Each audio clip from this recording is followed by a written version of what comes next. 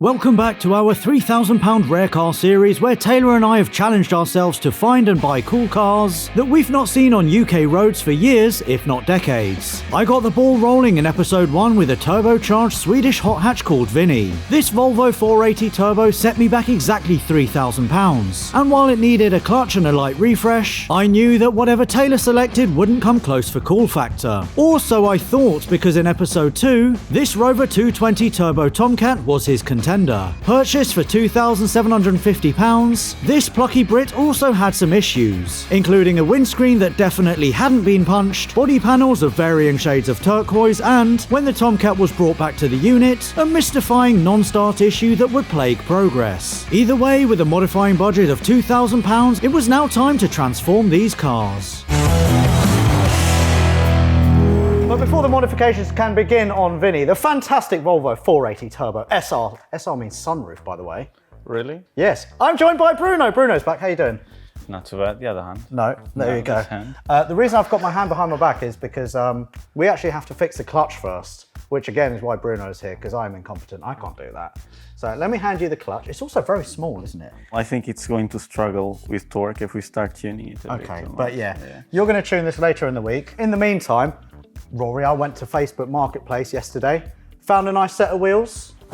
Ta-da! They are Compomotive wheels, and they're white. Should I just pop them on and just have a little look? You can do. Oh my goodness. Does that not look the bollocks? Yeah? White wheels on a purple car. And they're 16s and these are 15s. Race car. Also today, these yellow stripes all the way along the car, they have to go. I'm going to go to Halfords, I'm going to get some sandpaper, I'm going to get some black gloss paint. We're going to be at Bruno's later in the week for tuning, like I said, because 110, 120 horsepower will not do. And an exhaust. Exhaust? Because this exhaust is really quite puny. It is, what, 1.5 inches or so? And then this car is pretty much good to go. So the wheels were £550, clutch and all that, a few hundred quid. Tuning, exhaust, I will be up to about £2,000 quite quickly. I need to head out to Halfords, yay, and I'll let you crack on. So while Alex is modifying his car, I just need to get mine working. Now, I've had a new windscreen fitted, which leaves me £1,700 in my budget to try and get this thing fixed and working properly, because I do not want to break down if we take these out for a drive. First off, I'm going to start off with a new battery. I have noticed one thing, the immobiliser light has started flashing again, which is what it wasn't doing before. I did actually speak to the previous owner of this car, and he said try and disconnect the battery, leave it for a little while, and then reconnect it to see if it will reset the immobiliser. Please.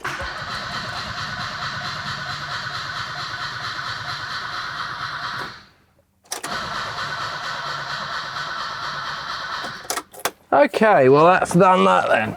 So, next up, I'm going to check the spark plugs and see if it's flooded. Bruno, meanwhile, was making great progress disassembling the drive shaft and gearbox to gain access to the clutch.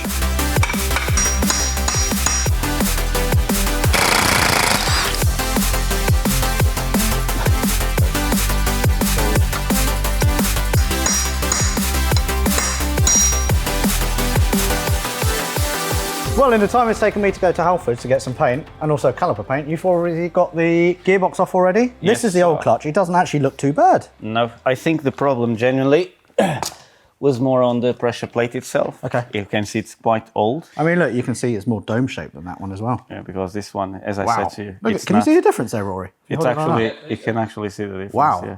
Yeah, that's going to make a massive difference. This was not really seen properly. This is why it has a clutch slip. Oh, nice. Okay. This time wasn't you, Alex. Was actually the pressure plate. Thank you very much. Yes, yes, yes. While you're doing that, Bruno, I'm going to get on a little step ladder. I'm going to start sanding down the yellow, and I'm going to spray it up black, make it look nicer.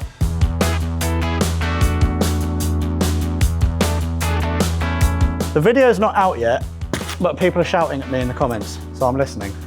Just using a bit more tape. This is now coat 3, and it's going very well, thank you. It's got upgraded HT leads, which is nice. Shame they don't bloody work. Oh, it does smell like it's getting fuel, but maybe it's got too much of it, which is what I'm going to check. So by flooded, I mean that the ends of the spark plugs are submerged in fuel, which means it can't actually combust properly, which means it won't start. So I'm going to take the spark plugs out and see if there's too much fuel on them. If there is, we need to clean it off. Oh, there is quite a lot of The spark plugs are actually quite worn out.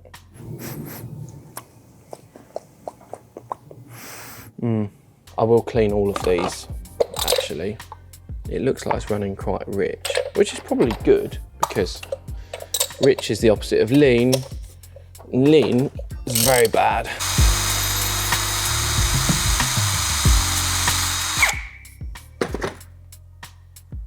Me, they are worn out, them plugs.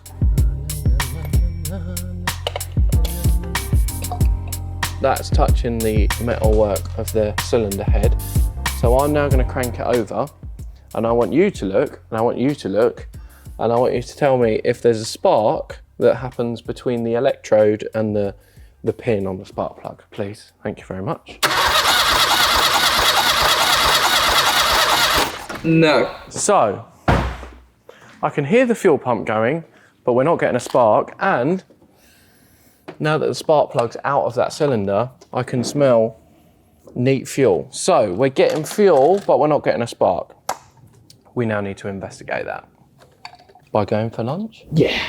Before that though, a reminder from me that if you want to buy yourself a used car, van or motorbike, always run a car vertical report on it first to ensure it's not been crashed, stolen or clocked. If we take Rory's rather lovely Range Rover L322 as an example, you can see green ticks for odometer, finance and damage. It tells me and you that this car does not have a shady past. However, if you wanted to buy this Lamborghini Gallardo in good faith, you would see green tick for odometer but an amber warning for finance and damage. And if we scroll down a little bit, you can see that this Gallardo has been in a bit of a fire. The engine is complete toast. The whole top end of the car is also completely fire damaged. And if we scroll down all the way to the report of why it was actually scrapped, you can see that in 2018, this was a category B, which means unrepairable, some salvageable parts. But you know, because of Car Vertical, if you were buying it in good faith, that this can never go back on the road. So again, please do yourself a favor when buying a used car, van or motorbike, always run a Car Vertical report. What's more, you will get 20% off using the code AutoAlex. Right then, back to the mods. Ball? Yeah. Nice. Good days. I needed Really? Alex, I really did. I don't know why you made it look so hard. Look how tall I am. So tall. I should be this height, but my legs are short. My upper body is normal. My penis is tiny. That's quite nice, isn't it? Yeah, that's all right. When do you peel that off? We want to peel it off like nearly straight away because it's wet, it won't rip and peel off and stuff. How long has it been on there? Well, how long's good? Like 5 minutes? Yeah, sure, it's been 5 minutes. Right, minutes. that can, right, you do that. Right, okay. Right, bask in my glory. I am a painting expert. Can we just not, oh shit.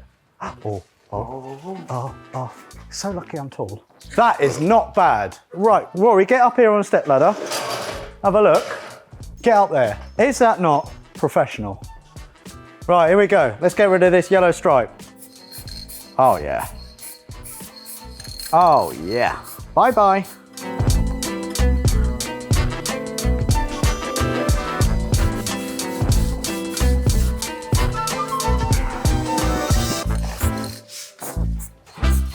So, I've checked the rotor arm. That's got connection through it, so that's working. I've cleaned it up. I've cleaned up the distributor cap. I've removed the headlight because the ignition coil sits behind the headlight. Check the connections on that.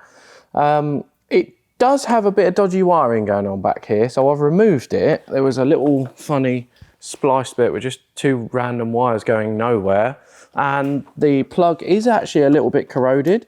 So I've cleaned that up as well. I still seem to have no spark. Now, I am getting power to the coil, but I think to activate the coil, it switches on an earth, which I'm not getting. So I'm just trying to work out where that earth should come from, if it's the immobilizer stopping that earth, or if it is actually an earthing issue. There's a lot of dodgy wiring on this car. I found some up there as well. It's ironic because the last British car I had very dodgy wiring as well. I think I'm learning a lesson here.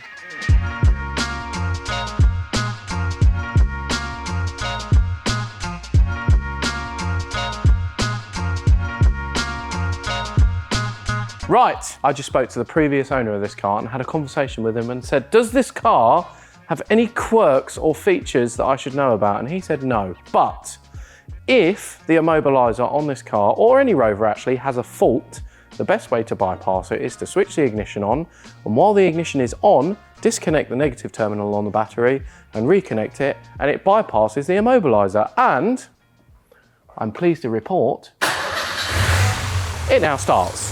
So, my Tomcat is back in action. Simple as that.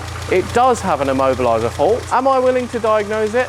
No. Am I willing to remove it? Yes, at some point. But for now, I'm going to get all the parts ordered for this car, ready to get it out on the road, and with a few personalisations. So I'm very, very excited. But in the meantime, let me give you some turbo noises. Oh, I'm excited. This is going to be a banging motor. I love Rovers. They're so reliable. With Taylor's Rover now seemingly fixed, I transported my Volvo 100 miles north to Bruno's workshop, where he'd sprinkle some spice into the ECU for a little more power. Vinny is now on the dyno. What's going to be happening today, Bruno? So we're going to do a base run on it, see what power it makes. Then the exhaust might fall off because it has a bit of corrosion. And then we do some tuning after, see if we can get it to do a little bit more power. But we first need to see where it starts, if everything is good, if it's running healthy. Because if it's not, there's no tuning happening out. Okay, all right. So we need to fix problems first. Best case, Vinny makes some good power, then Vinny comes off, then your friend Faustino will make a freer flowing exhaust, because that will not do. It's too small, not noisy enough. Then you do some tuning, and then we get to, I don't know, 150 horsepower would be the goal. Let's see how much power Vinny makes.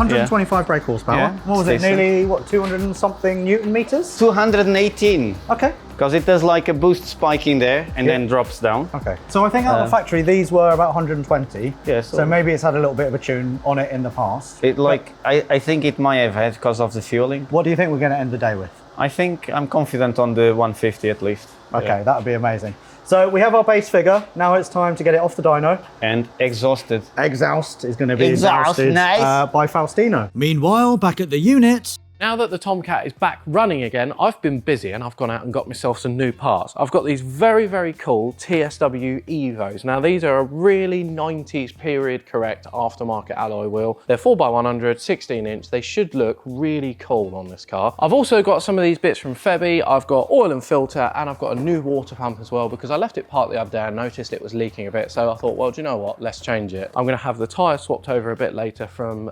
these original wheels onto these, because these have got a little bit more sidewall and they're quite nice tyres, so I'm going to have a tyre man swap those over. But you may notice, and this is a big but, that there is a lot of wiring going on here and a lot of scattered parts everywhere, and there's a lot undone. And that is because last time you saw this car, it was running. We managed to get it started. It was, yeah, it was okay, and we had hope.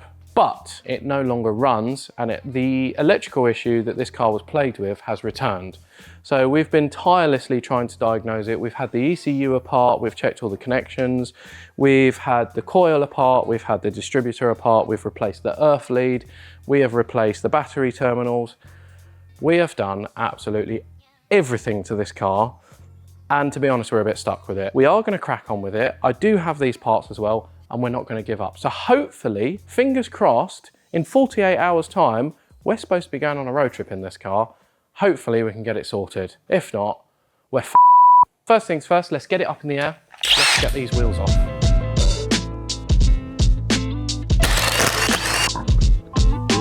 So as you can see, I will now demonstrate.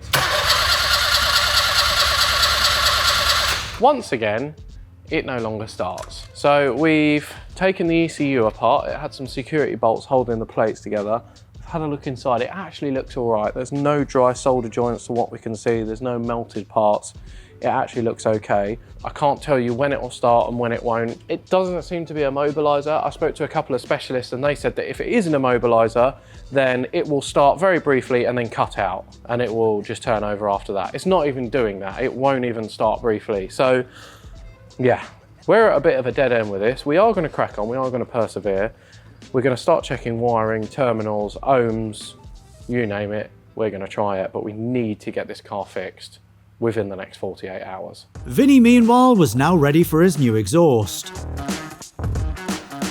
So the plan of attack then is Faustino is currently lubricating the bolts. This is the original cap by the look of things. Because this is an H-Reg, a 92, we don't actually need it to pass emissions for an MOT. So what we're going to do is the cat's going to go meow meow elsewhere, and we're going to straight pipe from here all the way down here, 2.5 inch, blah, blah, blah, over the subframe and then out. It should be freer flowing, look better, sound better, yada, yada, yada. Hopefully make more power.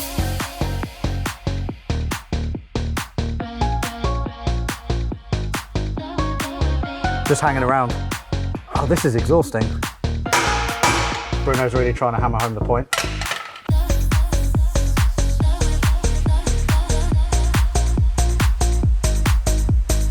Bruno, we've got a test to do now. You really want to do it, don't you? Yeah. Well, it's something that is actually, it's a law requirement. It is. Yeah. It's like, it's if we don't do it, it's a big problem because I get deported. So I'm not privy to this conversation. I assume meaning starting the engine. yeah, of course.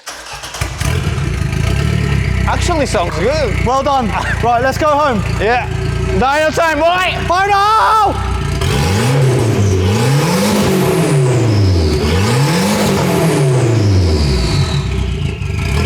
I think we found the exhaust it's going to run. I think we leave it like this, Bruno. I think we just need to put the side exit on it. Yeah, just What think, we've about just done a decat and it just sounds like this. We've started it without the exhaust. Yeah. Now the work can continue. So it means I can stay in UK for another day. Yes, you have leave to remain. Remain to, I don't know. It doesn't matter. I don't have to leave, I can remain. Okay. Back in the unit, Taylor's patience with the Tomcat was very quickly running out.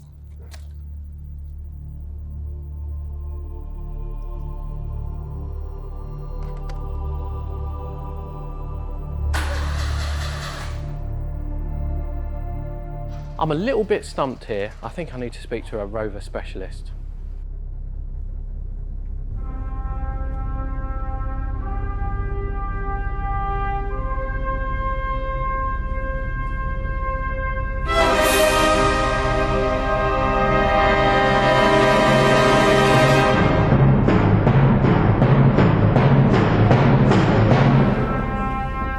Why are you being like this? Come on.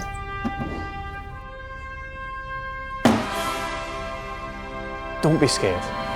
Make Rover great again.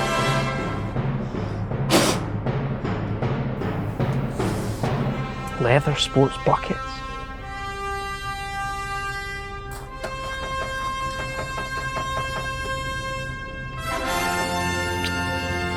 Cheers, baby. Cheers, Mike. See ya! So, jokes aside, after a lot of diagnosis, we have actually fixed what it was. Well, yeah, I mean, we were chatting on the phone about stuck valves and stuff, but it's something much more simpler than that. It was, yes. We checked the connection between the coil and the ECU, and somewhere within this wiring loom, there is a broken wire because we wiggled it, and now it starts on the buttons. I'm gonna run a bypass wire, so that will work permanently and won't give us any jip, and then we can start modifying. Should we get cracking? I've never driven a T20 turbo or even been in one, so yeah, let's get it finished. Really? Yeah, this is the coolest turbo Rover. It is. I agree with you there. This is the Sierra Cosworth of Britain. Back in Team Volvo, progress on the exhaust was going well.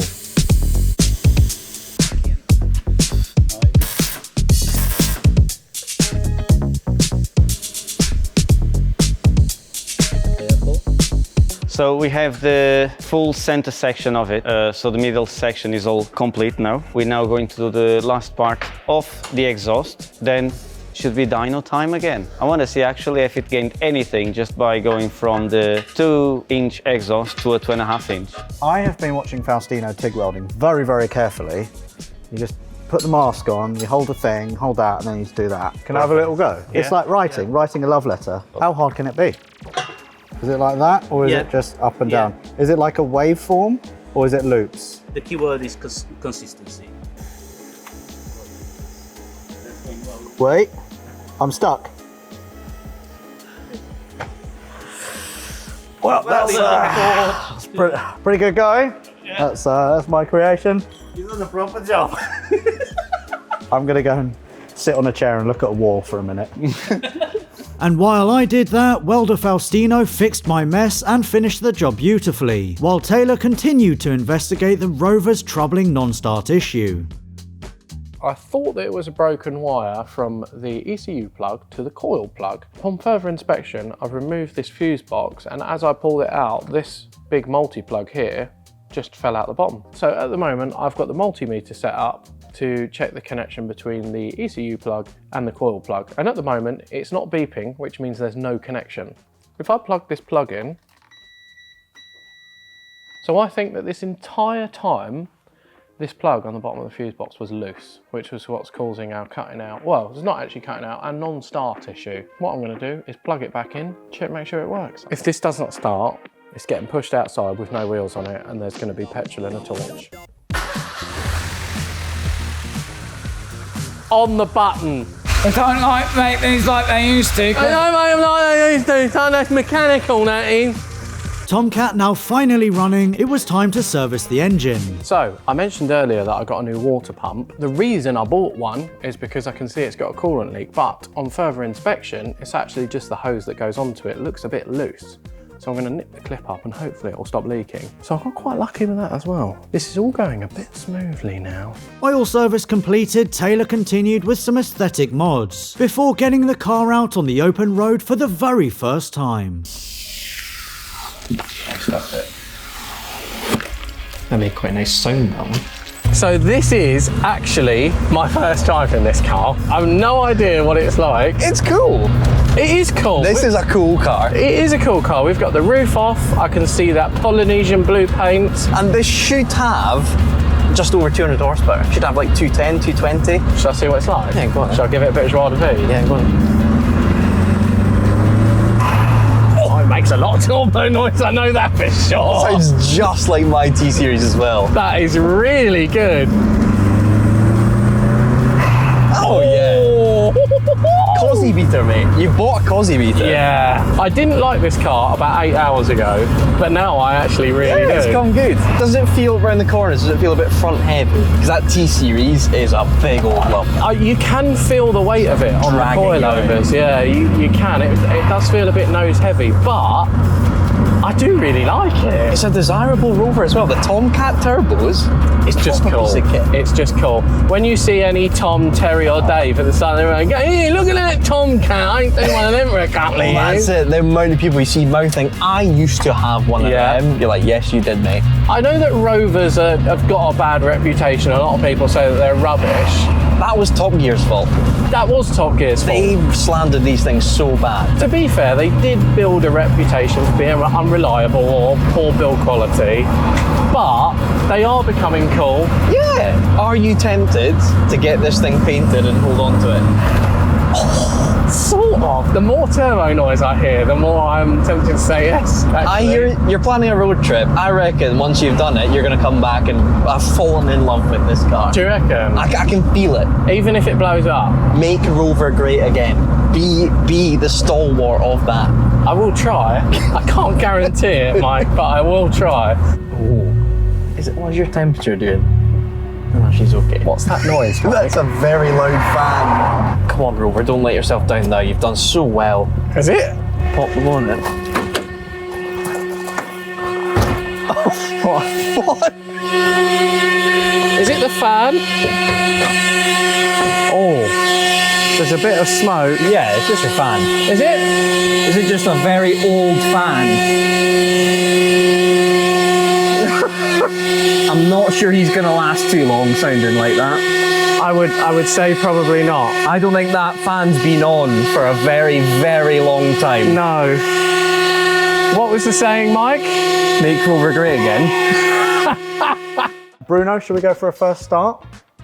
Let's make sizes for this. Yeah, let's hope it's not too loud as well.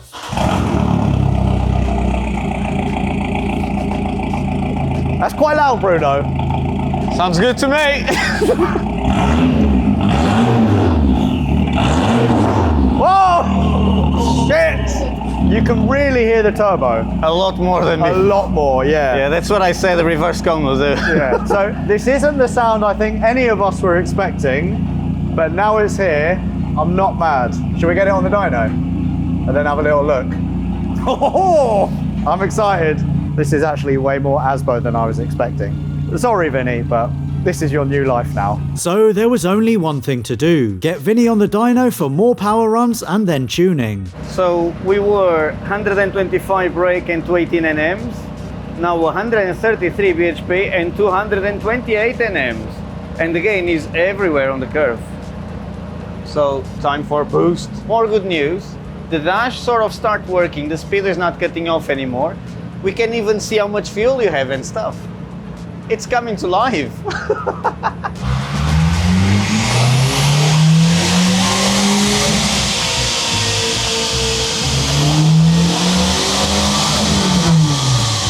Bruno's still working away. He's got the average up to 152 brake horsepower now. So yeah, massive increase in power by 27 horsepower already. The torque has shot up, I think, by 70 Newton meters as well. So Vinny is well on his way for greatness, and hopefully not a blown engine, because that would really suck. So I go away for 5 minutes and then I wonder where Bruno is, and he's off collecting parts. He's got some silicone hose that he's trying to find. The original air filter is out, so he's trying to talk some magic into the engine. Also, that 153 horsepower figure was with this engine, or the turbo, running 0.6 bar boost. Standard it's 0.5, and he reckons he can go up to 0.8. We want a nice even torque curve, so it might mean that we're going to stick with about 150 horsepower, but that we have nice torque and nice power all the way through, because at the moment it's kind of doing that. So hopefully this will help.